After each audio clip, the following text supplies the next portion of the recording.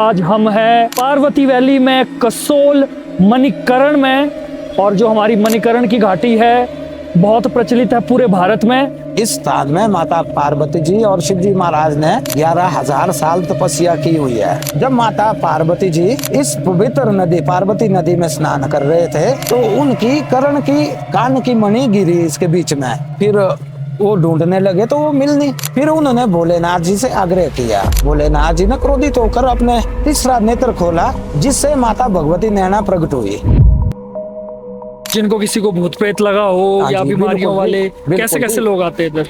आते हैं कई बार। जैसे कोई बीमार होता है डॉक्टरों के पास जाते हैं, जब वहाँ वो ठीक नहीं होते हैं तो वो देवी देवताओं की उस पर छोड़ देते हैं तो आ जाते हैं। वो बिल्कुल दुबला पतला सा आदमी, अगर उनको भूत प्रेत हो ना, वो दो तीन आदमी आप जैसे हटे कटे आदमियों को ऐसे उठा लेंगे। कोई आपको याद हो कोई केस आया हो ऐसा जिसको देख के आपको लगे कि भाई ये बड़ा खतरनाक केस है या उसके अंदर कुछ फंसा हुआ है? जितने भी यहाँ आदमी आए वो हर एक ठीक हो कहीं गया है। कभी चुड़ैल से हुआ आपका सामना? यहाँ की खूबसूरती एक सबसे बड़ी जो मुझे लगती है कि यहाँ पर ना गर्म पानी के तालाब है। बिल्कुल है ना, गर्म पानी नेचुरली निकलता है। गर्म पानी का रहस्य क्या है यहाँ का? 1-2 साल पहले कुछ वो एक घटना भी घटी थी। बहुत ठंडा पानी है ये, बहुत है। इसमें एक रोशनी जागरूक हुई थी तो हम तो उसको जैसे भगवान का कुछ संदेश ही मान रहे थे। बीच में शायद किसी ने पत्थर फेंके या कुछ हुआ। 3-4 दिन हमने देखी वो। 3-4 दिन?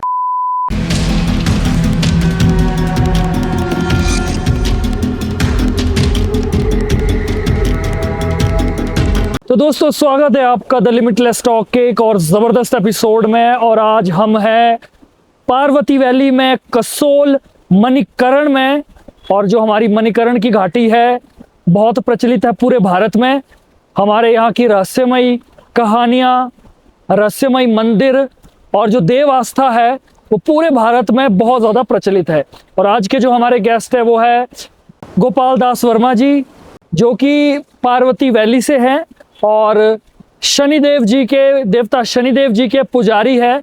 और उनके साथ आज बहुत सारी कहानियाँ होंगी, रहस्यमयी कहानियाँ होगी हमारे मणिकरण घाटी के बारे में और भी बहुत कुछ। तो मैं ज़्यादा समय ना वेस्ट करते हुए सीधे ले चलता हूँ आपको।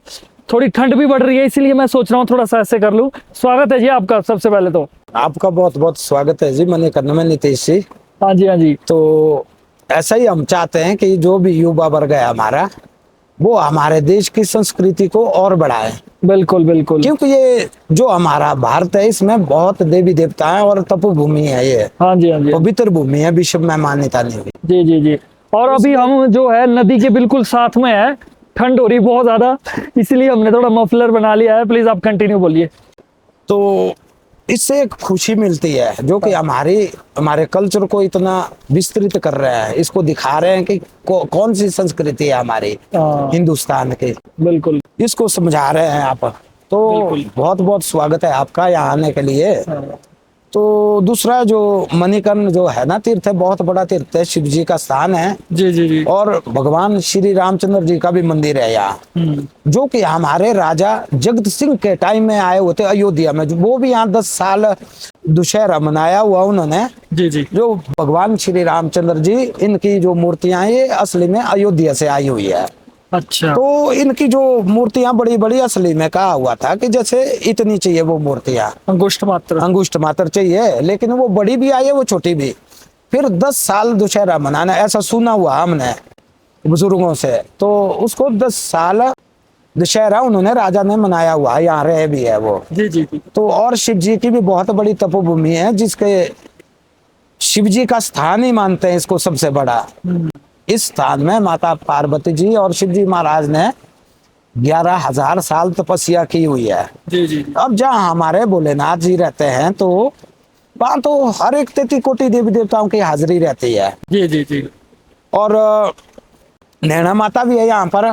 जब माता पार्वती जी इस पवित्र नदी पार्वती नदी में स्नान कर रहे थे तो उनकी कर्ण की कान की मणि गिरी इसके बीच में। तो फिर वो ढूंढने लगे तो वो मिल नहीं।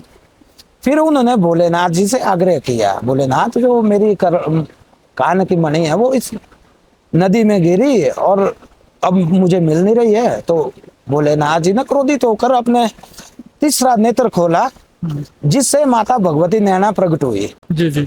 तो फिर उन्होंने पाताल में जाके उनके शेष नाग जी के पास जाके कहा कि ऐसा हुआ है, हमारे माता की कान की मणि वो गुम हुई है। तो फिर उन्होंने आग्रह किया कि कृपया उसे सहायता करे इसे ढूंढने के लिए। तो फिर उन्होंने जो मणियां थी उनको एक फुंकारा मार के बाहर छोड़ दिया, उनको सबको भेज दिया। तो उसमें से माता पार्वती जी ने अपने कान की मणि निकाली और वो लगाई। फिर उसी के ऊपर ये मणिकर्ण का नाम पड़ा हुआ, मणिकर्ण। असल में इसको मणिकर्ण कहा जाता है, अभी तो मणिकर्ण भी कहते हैं ना लोग। तो ये है जी।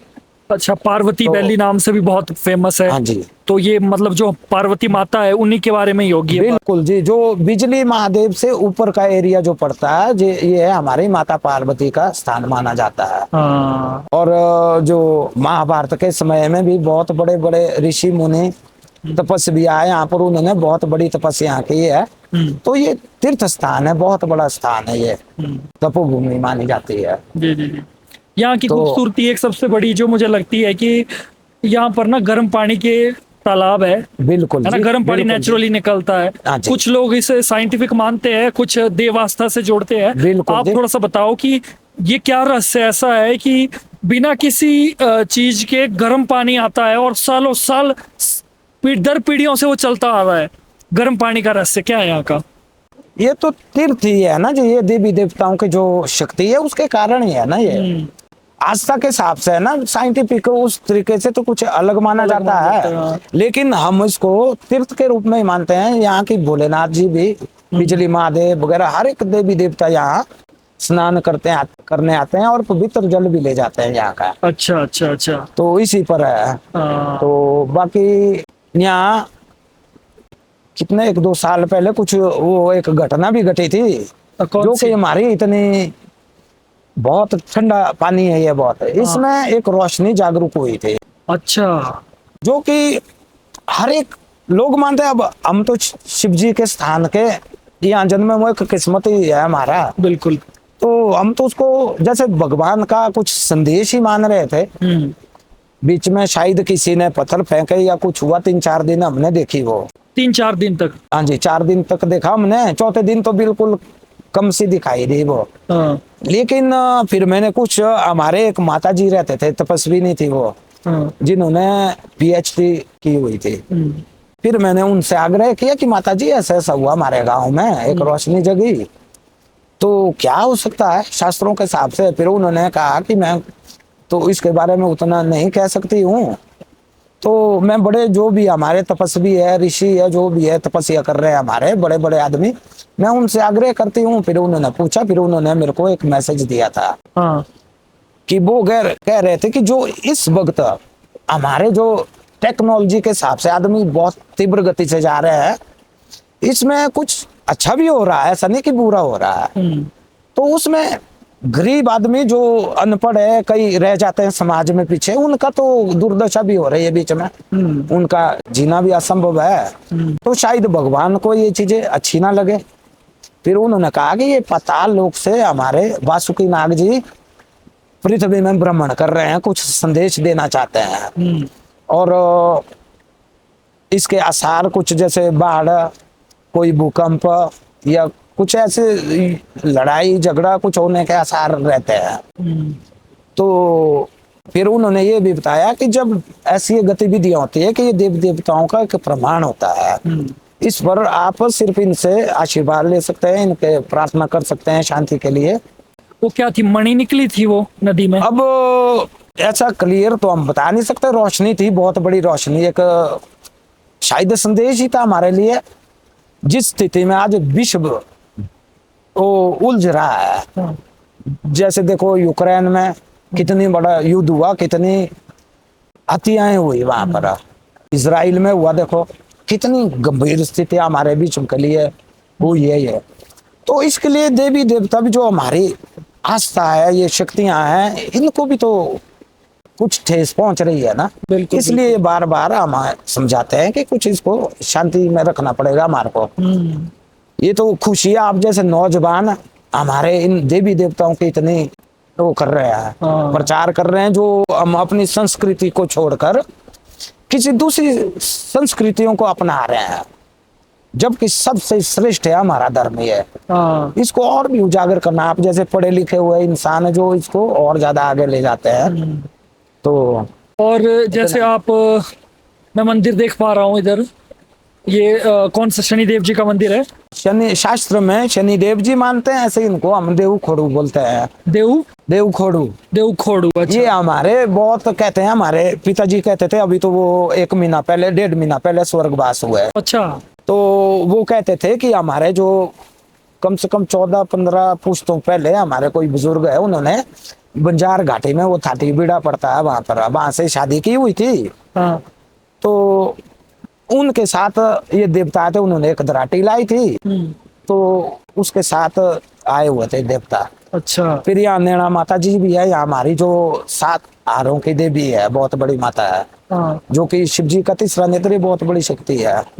फिर इनको पूछ के हमने उसका पता किया कि भाई क्या है ये। पहले तो उन्होंने बुजुर्गों ने सोचा शायद कोई भूत प्रेत हो या कुछ, उनको खेल चढ़ती थे। हाँ। फिर शायद वो गुस्सा भी करते थे, उनको डांटते थे, कुछ बोलते थे। तो फिर बाद में उन्होंने कोशिश की पता करने की, तो फिर वो देव खोड़ू हमारे, उसके बाद उनकी स्थापना की गई यहाँ पे। अच्छा अच्छा अच्छा अच्छा। तो है तो असली में ये महादेव का रूप भी है, हाँ। तो शनि का रूप भी मानते हैं हम। हाँ। है तो उनकी सृष्टि रची हुई है ये। बिल्कुल बिल्कुल बिल्कुल। तो जो इस वक्त हमारे संसार की विकट परिस्थिति है, इसके लिए इनका जागृत होना बहुत जरूरी है। हाँ। इसके लिए मैं बहुत बहुत धन्यवाद करता हूँ आपका। तो आप आगे जो भी आप जानना चाहते हैं तो उसके लिए आप आग्रह कर सकते हैं, पूछ सकते हैं। बिल्कुल बिल्कुल जी बिल्कुल। अच्छा, जो खोड़ू देवता बोला ना आपने? हाँ जी, खोड़ू देवता। खोड़ू देवता जो है, इनके गुर अलग है और आप पुजारी है? वैसे स्पेशली इसमें हमारा गुर नहीं होता, जो हमारे खानदान से है। हाँ हाँ हाँ। वो अपने आप ही वो खेल चढ़ जाती है उनको। कोई भी कुछ होता है, कोई आते हैं प्रार्थना करते हैं इनके पास, तो ये रास्ता दिखाता है हमारा। यहाँ पर कैसे कैसे लोग आते हैं, या कोई जिनको किसी को भूत प्रेत लगा हो, हाँ या जी, बीमारियों बिल्कुल, वाले, बिल्कुल कैसे कैसे जी। लोग आते हैं इधर? आते हैं कई बार, जैसे कोई बीमार होता है डॉक्टरों के पास जाते हैं, जब वहाँ वो ठीक नहीं होते हैं तो वो देवी देवताओं के उस पर छोड़ देते हैं, तो आ जाते हैं वो। हाँ। एक बिल्कुल दुबला पतला सा आदमी, अगर उनको भूत प्रेत हो ना, वो 2-2 3-3 आदमी आप जैसे हटे कटे आदमियों को ऐसे उठा लेंगे। हाँ। तो उसमें इनकी जो आशीर्वाद हो उसके हिसाब से ठीक हो जाते हैं वो। कोई आपको याद हो, कोई केस आया हो ऐसा जिसको देख के आपको लगे कि भाई ये बड़ा खतरनाक केस है, या उसके अंदर कुछ फंसा हुआ है, या कोई दिक्कत है, फिर वो यहाँ आके ठीक हुआ हो, ऐसा कोई कहानी आपके आते पास? तो बहुत है ना। कई बार तो हमारे भी बाल खड़े हो जाते हैं, क्योंकि इंसान ही है हम। जो प्रभु है इनके बराबर तो हमारे में है नहीं, सिर्फ हम इनके रास्ते में चल सकते हैं। हाँ बिल्कुल बिल्कुल। तो इनसे आग्रह करते हैं हम, तो बस इनके विश्वास पर ही चलता है, वो बिल्कुल ठीक हो के जाते हैं। हाँ। जितने भी यहाँ आदमी हैं वो हर एक ठीक हो के ही गया है। इस हिसाब से हमारे को थोड़ी ताकत भी मिल जाती है, विश्वास भी और ज्यादा बढ़ता है हमारा। तो आते रहते, कोई बच्चे लेके आते हैं कभी, तो फिर इनके हिसाब से नियमों से चलना पड़ता है। कभी कोई छिटा देना हो, या कोई विभूति लगानी हो, या कोई डोरी पहनाते हैं, उससे हो जाते हैं, वो ठीक हो जाते हैं। और बार बार आते हैं यहाँ हनुमान जी के चरणों में शायद 8-10 गद्दे चढ़ाए हुए हैं चांदी के लोगों ने। अच्छा। जब उनको ठीक हुआ तो उसी कारण उन्होंने चढ़ाया ना, ऐसे तो चढ़ाएगा नहीं, आएगा नहीं दूसरी बार आदमी। और बीच बीच में प्रसाद चढ़ाते हैं, तेल चढ़ाते हैं। हाँ। तो हमारी जो जनता है ना, बिल्कुल जी, ये देवताओं की कहानी में भी इंटरेस्ट रखती है, और साथ ही साथ थोड़ा जैसे भूत प्रेतों की कहानियां भी बड़े आराम से सुनती है। तो अभी देखो, आपको कितना समय हो गया आपको देवनीति में? कितने साल हो गए? 15-16 साल हो गए मेरे को रेगुलर। वैसे कर तो हम बचपन से ही रहे, क्योंकि जो हमारा पुराना घर है उधर भी कम से कम 14-15 पुश्तों से वहां त्रिशूल, हजारों त्रिशूल चढ़ाया है। अच्छा। कोई इतने छोटे त्रिशूल है, कोई बड़े, कोई हमारे बराबर है। तो जब भी मुंडन होता था उस टाइम वो त्रिशूल चढ़ाते हैं, या किसी की मन्नत होगी कोई, जो मन्नत रखी होती है उस पर चढ़ाते हैं खुश होकर वो। तो बहुत ज्यादा मैं ये कह रहा था कि अभी तक के इस जर्नी में देखो, देवता है, बिल्कुल, राक्षस भी है, दिन है तो रात भी है, दोनों चीजें है ना। तो थोड़ा हमारी जनता बड़ा इंटरेस्ट रखती है इन बातों में। अभी तक की उसमें कोई आपको किसी एंटिटी के साथ या किसी दूसरी शक्ति के साथ अब कभी आपका अगर आपका सामना हुआ हो या कोई आपको दिखा हो, कुछ कुछ भी आभास हुआ हो, तो कुछ इसके बारे में थोड़ा सा कहानी बता दो।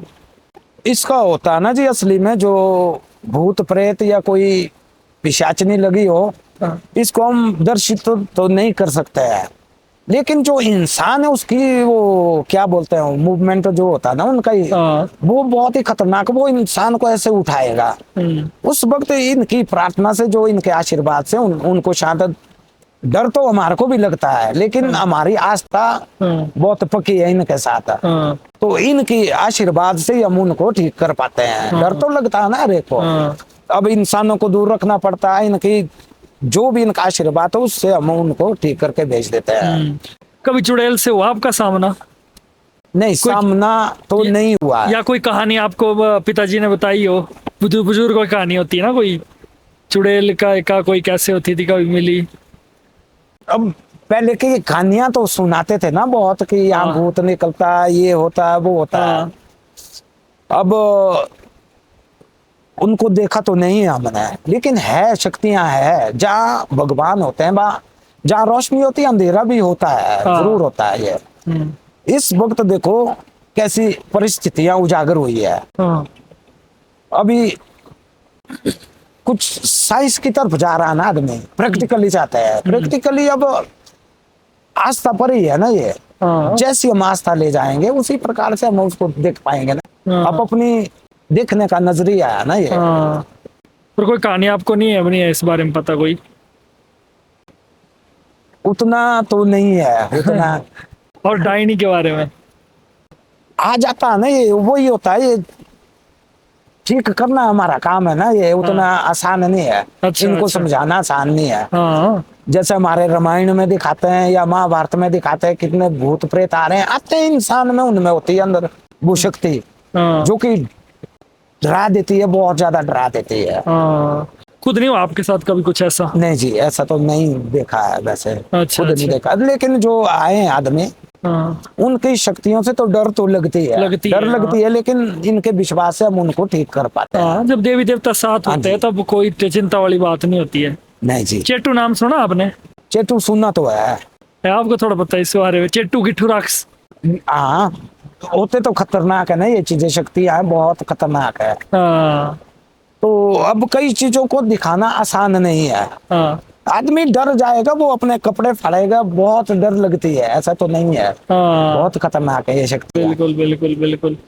तो चलो यहाँ की हमारे मणिकर्ण घाटी के बारे में और थोड़ा सा बता दो, क्या क्या खास है, क्या क्या रहस्यमय है इधर, और कुछ फेमस रहस्यमय शक्तियां या देवी देवताओं के बारे में, यहाँ के हमारे मंदिरों के बारे में या देवी देवता।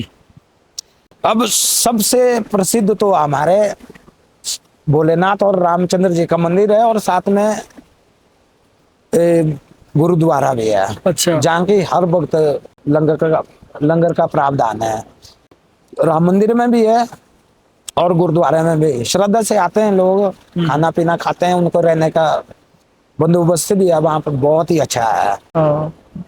तो अच्छा है, यहाँ पर ठीक होकर जाता है, शुद्ध जल ले जाते हैं यहाँ से। जैसे गर्म पानी इतना प्रसिद्ध है विश्व में, तो यहाँ आके जैसे कोई लाहौल स्पीति से लाते हैं लोग, जैसे लद्दाख से आ रहे हैं, बहुत ज्यादा आदमी आ रहे हैं।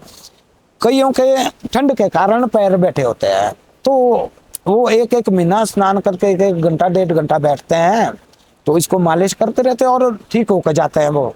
जब लाठियों के साथ आते हैं वो, तो उनको छोड़ के जाते हैं बिल्कुल तंदुरुस्त होते है ना शक्ति इसमें, आस्था के जो आता है, तो उनकी वो इच्छा पूरी हो जाती है, वो बिल्कुल ठीक होकर घर जाते हैं।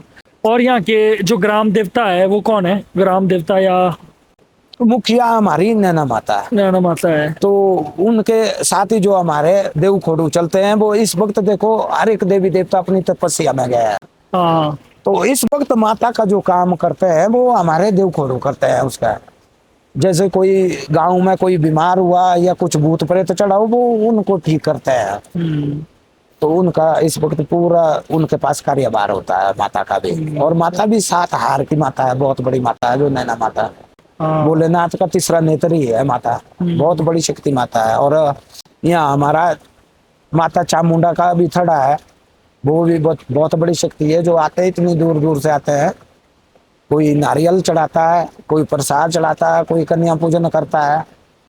क्योंकि इस वक्त इस युग में जो पहले चलो बलियां चढ़ती थी, बलि प्रथा थी, अब धीरे धीरे लोग एक धार्मिक उसकी तरफ जा रहे हैं। तो वो उसको बलि प्रथा को छोड़ के, जैसे नारियल होता है उससे पूजा करते हैं, भेंट चढ़ाते हैं उनको, या सूजी का हलवा बनाते हैं, या लड्डू का भोग कुछ भी चढ़ाते हैं, वो आस्था के साथ आते हैं। और शुद्ध जल ले जाते हैं यहाँ से, देवी देवता भी स्नान करने आते हैं। तो धार्मिक स्थल है, बहुत बड़ा स्थल है भारत का। जो यहाँ पर श्री राम जी का बोला था ना आपने, हाँ जी, जो हमारे कुल्लू में दशहरा मनाया जाता है ना, वो श्री राम जी यहीं से गए थे, यहाँ आए थे पहले? ये असली में हमारे बुजुर्गों से सुना, जो हमारे पंडित है या जो भी पुरोहित है, हमारे पुजारी है, उनसे सुनने को मिलता है कि ये जो राजा जगत सिंह जो कुल्लू के थे ना हमारे, तो यहाँ रहते थे, मंदिर के साथ है वो जो धर्मशाला उधर था उनका स्थान। तो लगभग 10 साल उन्होंने यहाँ दशहरा मनाया हुआ है। फिर उसके बाद उनको जो छोटी मूर्तियां थी वो कुल्लू ले गए हैं। अच्छा। अब बुजुर्गों से सुना हमने या पंडितों से सुना, अब पूरा एकदम क्लियर पता नहीं है। तो ये अयोध्या से आए थे पहले, अयोध्या से, हाँ अयोध्या से आए हुए थे। यहाँ पर जो बड़ा मंदिर है ना, कहाँ ऊपर ग्राउंड के पास है वो? कहाँ है वो? हाँ जी, जहाँ अभी यहाँ से 100-200 कदम जाके वहाँ रामचंद्र जी का एक भव्य मंदिर है, बहुत अच्छा, अभी गेट बना हुआ है, नए बहुत अच्छा बना हुआ है। अच्छा। फिर सामने जब जाते हैं यहाँ पर श्री रामचंद्र जी का मंदिर है, उसके बाद बाहर नहाने का कुंड है, लेडीज के लिए और जेंट्स के लिए अलग अलग बनाए हुए हैं। तो मंदिर के पीछे जो शुद्ध जल ले जाते हैं, देवता स्नान करते हैं, वहां भी एक स्थान, बहुत पवित्र स्थान बना हुआ है। तो लंगर की व्यवस्था है, जितने भी हमारे टूरिस्ट श्रद्धालु आते हैं तो उनके लिए व्यवस्था भी रहने की है, खाने की, हर एक स्नान करने को, हर एक चीज से बहुत खुशी मिलती है। बहुत अच्छी व्यवस्था है यहाँ की। तो दोस्तों ठंड थोड़ी ज्यादा बढ़ गई है, क्योंकि हम हैं नदी के किनारे और रात के शायद 8-9 बजे, अभी 9 बज गए हैं। तो अब चलते थोड़ा सा आगे। आपने पहले बात की थी ना वासुकी नाग देवता जी की? बिल्कुल जी। और वो जो उनके बारे में थोड़ा सा बताइए, फिर आगे बात करते हैं।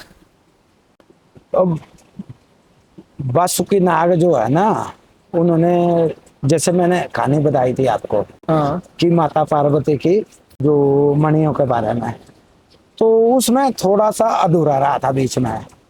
जब उन्होंने, भोलेनाथ जी ने आदेश दिया उनको, वासुकी नाग को, उस टाइम उन्होंने जो पुकारा मार के बहुत ज्यादा मणियां भेजी हुई थी, जिसमें माता पार्वती ने अपनी जो मणि थी उनकी वो निकाल के लगा दी उन्होंने अपना कर्म।